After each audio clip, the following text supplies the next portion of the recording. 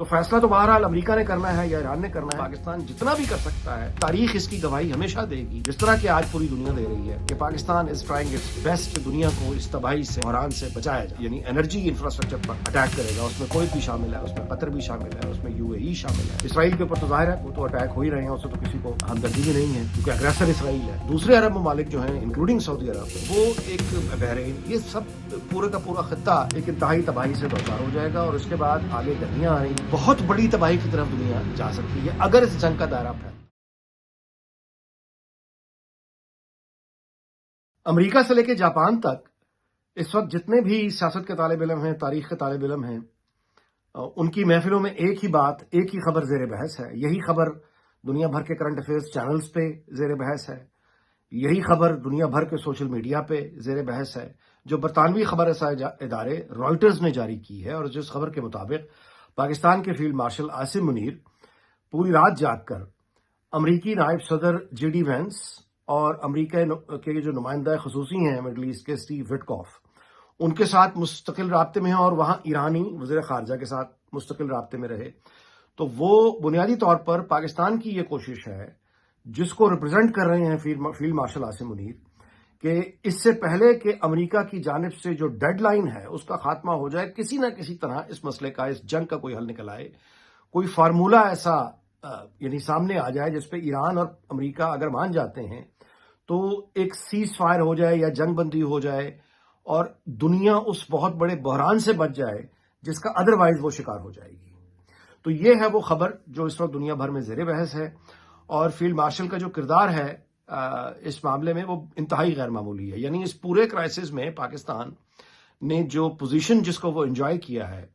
وہ دو لڑتے ہوئے ملک، دونوں کیپٹلز میں ایک جیسی عزت کو برقرار رکھنا، اپنی آواز پہنچانا، یہ غیر معمولی کامیابی ہے پاکستان کی جو خارجہ پالیسی ہے. اور ظاہر ہے کہ اس وقت جو اس میں اب جب کہ ڈیڈ لائن بالکل قریب آنے لگی ہے، امریکہ کی طرف سے دی گئی، تو اس وقت آخری لمحے تک پاکستان کی جانب سے بھرپور کوشش ہو رہی ہے، سر توڑ کوشش ہو رہی ہے، جس کا صحرا ظاہر ہے کہ اس وقت فیلڈ مارشل عاصم منیر کو جاتا ہے کہ وہ کوشش کر رہے ہیں اور وہ اعلیٰ ترین سطح پر امریکہ اور ایران کے ساتھ رابطے میں ہیں اور کوشش کر رہے ہیں کہ تباہی کو روکا جا سکے. دیکھیے، آخری فیصلہ تو ایران نے کرنا ہے یا امریکہ نے کرنا ہے، کیونکہ فریق وہ ہیں. پاکستان اپنی یعنی حیثیت کا فائدہ اٹھاتے ہوئے، عزت کا فائدہ اٹھاتے ہوئے، ان تعلقات کا فائدہ اٹھاتے ہوئے جو وہ عرب ممالک میں بھی رکھتا ہے، چین میں بھی رکھتا ہے، ایران میں بھی رکھتا ہے، امریکہ میں بھی رکھتا ہے، Pakistan is trying its best کہ دنیا اس بہت بڑی تباہی سے بچ جائے. تو فیصلہ تو بہرحال امریکہ نے کرنا ہے یا ایران نے کرنا ہے، لیکن پاکستان جتنا بھی کر سکتا ہے اب تاریخ اس کی گواہی ہمیشہ دے گی، جس طرح کہ آج پوری دنیا دے رہی ہے کہ Pakistan is trying its best کہ دنیا کو اس تباہی سے، اس بحران سے بچایا جا سکے. یہ جو دنیا اس وقت جس طرح سے بن گئی ہے، آپ اس پہ صرف غور اتنا کیجئے کہ ظاہر ہے کہ امریکہ جو کہ ایک زمانے میں سپر پاور تھا، اور وہ ان کا لب و لہجہ یہ ہوا کرتا تھا کہ آر یو ود اس اور اگینسٹ اس، وہ دوسری کو بات نہیں کیا کرتے تھے. لیکن آج 2026 کی دنیا مختلف ہے. آج یہ ہے کہ وہ ایران کے ساتھ جو ملک کھڑے ہیں، مثال کے طور پہ چین کھل کر ایران کی سائڈ لے رہا ہے، رشیا کھل کر ان کی پبلک سٹیٹمنٹس ہیں کہ وہ ایران پر اس حملے کو ناجائز سمجھتے ہیں، غلط سمجھتے ہیں، اور امریکہ الزام بھی لگا رہا ہے کہ چین اور روس کسی نہ کسی طرح ایران کی مدد کر رہے ہیں. لیکن آپ غور کیجئے کہ آج امریکہ کی وہ پوزیشن نہیں رہی کہ وہ روس یا چین کو یہ کہہ سکے کہ آر یو ود اس اور اگینسٹ اس، اور نہ ہی وہ ان کو ایران کی مدد کرنے سے وہ روک پا رہے ہیں. ان کی جو ڈومیننس ہے، یعنی گلوبل پوزیشننگ سسٹم، یعنی جو سیٹلائٹ کی جو سپیریورٹی ہمیشہ سے امریکہ کو حاصل رہی ہے، وہ برتری چیلنج ہو گئی ہوئی ہے. اور ایران کی جو پریسیشن ہے، یعنی جو وہ حملہ کر رہا ہے،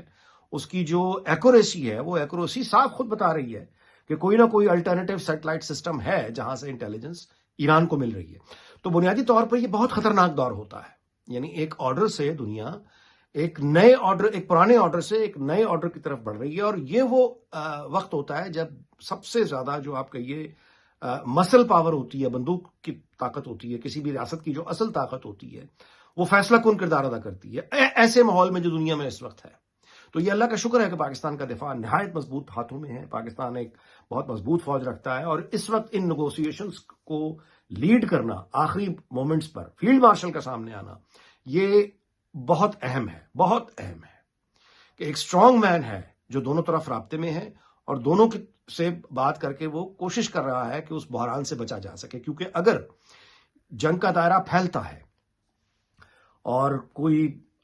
سیٹلمنٹ نہیں ہو پاتی تو اس کے نتیجے میں امریکہ اگر ایران کے انرجی انفراسٹرکچر پہ یا سویلین انفراسٹرکچر پہ جو کہ بجلی کی تفصیل کا نظام ہے یا صاف پانی کا نظام ہے اس پر اٹیک کرتا ہے، تو ایران کے بارے میں ہم جانتے ہیں کہ وہ پبلکلی کہہ چکا ہے کہ وہ اس کے رد عمل میں وہ پھر یعنی علاقے کے دوسرے ممالک جتنے بھی ہیں وہ ان کے یعنی انرجی انفراسٹرکچر پر اٹیک کرے گا۔ اس میں کویت بھی شامل ہے، اس میں قطر بھی شامل ہے، اس میں UAE شامل ہے، اسرائیل کے اوپر تو ظاہر ہے وہ تو اٹیک ہو ہی رہے ہیں، اس سے تو کسی کو ہمدردی بھی نہیں ہے کیونکہ اگریسر اسرائیل ہے۔ لیکن دوسرے عرب ممالک جو ہیں انکلوڈنگ سعودی عرب، وہ ایک بحرین، یہ سب پورے کا پورا خطہ ایک انتہائی تباہی سے دوچار ہو جائے گا۔ اور اس کے بعد آگے گرمیاں آ رہی ہیں تو بجلی کے بغیر وہاں لوگوں کا رہنا ناممکن ہو جائے گا، ایک بہت بری یعنی میڈیکل ایمرجنسیز بہت خطرناک آ سکتی ہیں۔ بزنس اور کاروبار تو خیر وہ اس کو تو ٹھپ ہو ہی جائے گا۔ اس کے علاوہ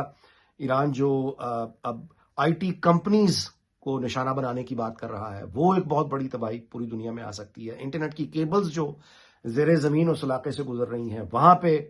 ایک ایران مطلب ممکن ہے کہ اس پر اگر اٹیک ہو جائے تو وہ انٹرنیٹ کی اور بینکنگ اس کے ساتھ ساری جڑی ہوئی جو ترسیلات ہیں، ترسیلات زر، وہ سب کا سب شدید متاثر ہو سکتا ہے۔ دنیا بھر کی معیشتیں بہت بری طرح متاثر ہو سکتی ہیں۔ تیل اور LNG گیس کا نہ ملنا یہ دنیا بھر میں پروڈکشن کو متاثر کر سکتا ہے، فیکٹریز کو متاثر کر سکتا ہے۔ اسی طرح ہیلیم گیس ہے، اس کا یعنی ترسیل وہ بہت بری طرح سے دنیا کو متاثر کر سکتی ہے۔ تو ہم ایک بہت بڑی تباہی کی طرف دنیا جا سکتی ہے اگر اس جنگ کا دائرہ پھیلتا ہے۔ اور پھر اس کے بعد وہ بات کہاں تک جاتی ہے، جبکہ یہ خبریں بھی موجود ہیں کہ نارتھ کوریا نے بھی انٹر کانٹیننٹل یعنی بلسٹک میزائلز، خبریں تو ہیں کہ ایران تک پہنچ گئے ہیں، تو اس صورت میں ایران کہاں تک جا سکتا ہے اور امریکہ پھر کیا جواب دے گا۔ تو یہ بہت بڑی ایک تباہی، ایک میڈیکل ایمرجنسی، انسانی المیہ بہت بڑے جنم لے سکتے ہیں۔ معیشتیں دنیا بھر کی متاثر ہو کے بہت تباہی کا شکار ہو سکتی ہیں۔ تو اس وقت امریکہ ہو، کینیڈا ہو، یورپ ہو یا جاپان ہو،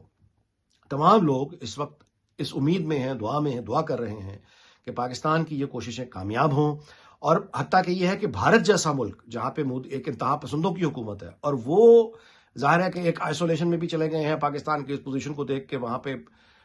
وہ ایک ویکنس کا احساس بھی ہے، ریلیونٹ بھی ہو چکے ہیں، تو وہ ایک پاگل پن اپنی جگہ ہے۔ لیکن جو انسان دوست لوگ ہیں بھارت کے اپنے اندر،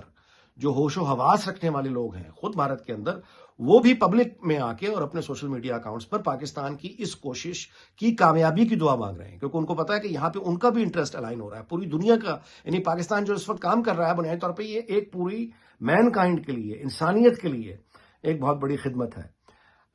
ظاہر ہے کہ اس میں بطور پاکستانی سب کو فخر ہونا چاہیے اور دعا بھی ہمیں کرنی چاہیے کہ فیلڈ مارشل کی یہ کوششیں کامیاب ہو جائیں، کیونکہ ادروائز یہ تباہی جو ہے یہ بہت کچھ لے جائے گی اور دنیا کا چہرہ جو ہم جس طرح سے جانتے تھے، یہ دنیا پھر ویسی نہیں رہے گی۔ لہٰذا ہمیں دعا کرنی چاہیے کہ خدا کرے کہ پاکستان اپنی ان کوششوں میں کامیاب ہو، عقل اور انسانیت جیت جائے، اور وہ تمام دشمن امن کے جو اس جنگ کا دائرہ کسی بھی بہانے سے پھیلانا چاہتے ہیں، ہمیں دعا کرنی چاہیے کہ وہ اپنے ارادوں میں ناکام ہوں۔